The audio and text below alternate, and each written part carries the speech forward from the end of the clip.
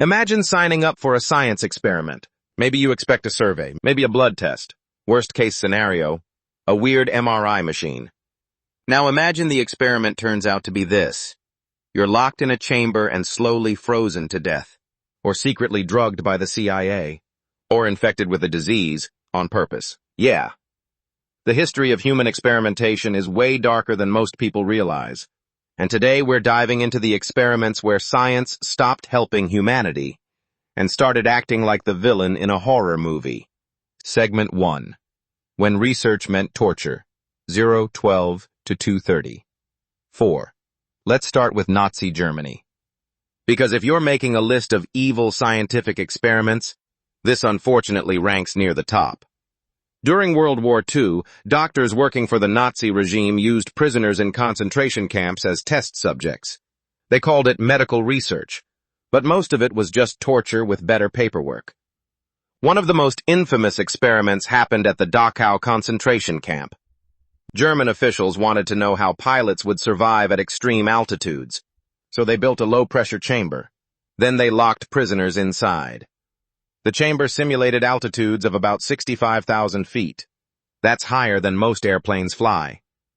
Inside the chamber, victims experienced seizures, brain damage, loss of consciousness, and sometimes death.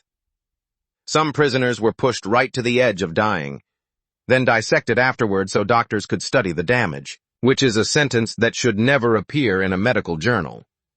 But the horrors didn't stop there. Another experiment tested how long humans could survive freezing temperatures. Prisoners were placed in ice water tanks. Others were left naked outside in freezing winter weather. Doctors recorded how long it took for the body to shut down. Victims slowly lost coordination, stopped speaking, then lost consciousness. Some died from hypothermia. Others were subjected to bizarre rewarming methods, including extremely hot baths, or forced body-to-body contact with other prisoners, not to help them, just to see what worked. After World War II, these crimes were exposed during the Nuremberg doctors' trial, and scientists realized something important. Maybe human beings should actually consent before being used in experiments, a concept that sounds obvious, but apparently needed to be written down. Segment 2, Unit 731, 230 to 430. 4. Unfortunately, Nazi experiments weren't the only scientific horrors happening during World War II. In occupied China, the Japanese military ran a secret research facility called Unit 731. This place was essentially a giant laboratory for biological warfare, except the test subjects were human beings. Thousands of prisoners were used, mostly Chinese civilians, but also Russians, Koreans, and others. The researchers even had a nickname for their victims.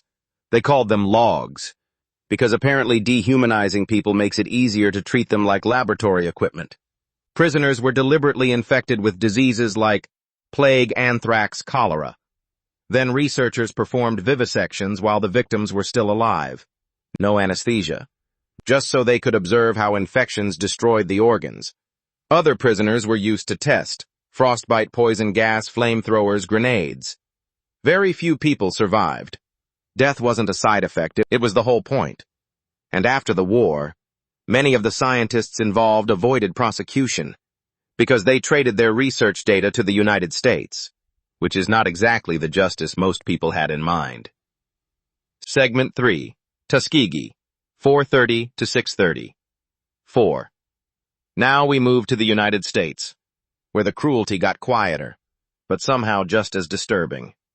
In 1932, the U.S. Public Health Service launched the Tuskegee Syphilis Study.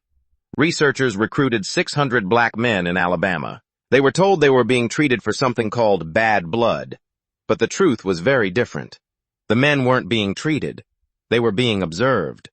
Doctors wanted to study what untreated syphilis did to the human body, so they watched the disease progress for decades. Then in the 1940s, penicillin became a cure for syphilis, which should have ended the experiment immediately. But researchers didn't stop, because curing the patients would ruin the study. So the men were denied treatment. More than 100 eventually died. Some wives were infected. Some children were born with congenital syphilis. The study finally ended in 1972 when journalists exposed it. And the scandal forced the U.S. government to create stronger rules for medical research, which again, probably should have existed already. Segment 4. Milgram Experiment, 6:30 to 8:00. 4. Not every disturbing experiment involved physical torture. Some revealed something unsettling about human behavior. In 1961, psychologist Stanley Milgram ran an experiment at Yale University. Participants believed they were helping with a study about learning. Their job was to deliver electric shocks to another participant when they answered questions incorrectly. Except the shocks weren't real. The screaming was. As the voltage increased, the actor in the next room began yelling in pain, begging for the experiment to stop. But the researcher calmly told participants, "Please continue." And most of them did. About 65% delivered the maximum 450-volt shock, even though they believed they might be seriously harming someone. Milgram's experiment revealed something deeply uncomfortable. Under pressure from authority, ordinary people can be pushed to do terrible things. Segment 5. MK Ultra, 8:00 to 10:00. 4. Then came the Cold War, when the CIA asked a very normal question. What if we tried mind control? Project MK Ultra began in 1953. The goal was to discover whether drugs, hypnosis, and psychological techniques could control human behavior, and their favorite tool became LSD. Some volunteers were given the drug during experiments. Others had absolutely no idea they were being dosed. One particularly strange project was called Operation Midnight Climax. Yes, that was the real name. The CIA rented secret apartments in cities like San Francisco. They hired prostitutes to bring men back to the rooms, then secretly spiked their drinks with LSD. Agents watched through two-way mirrors and took notes, which sounds less like scientific research and more like a very strange reality show. Many MK Ultra records were destroyed in the 1970s, which is usually not something innocent research programs do with their files. Ending, 10:00 to 11:30. Across all these experiments, one pattern keeps appearing. Different countries, different excuses, same basic problem. Someone in power decides another group of people matters less, and once that decision is made, the rest gets bad very quickly. Science has helped humanity accomplish incredible things. Vaccines, life-saving medicines, modern surgery. But science itself isn't moral. The people running it are.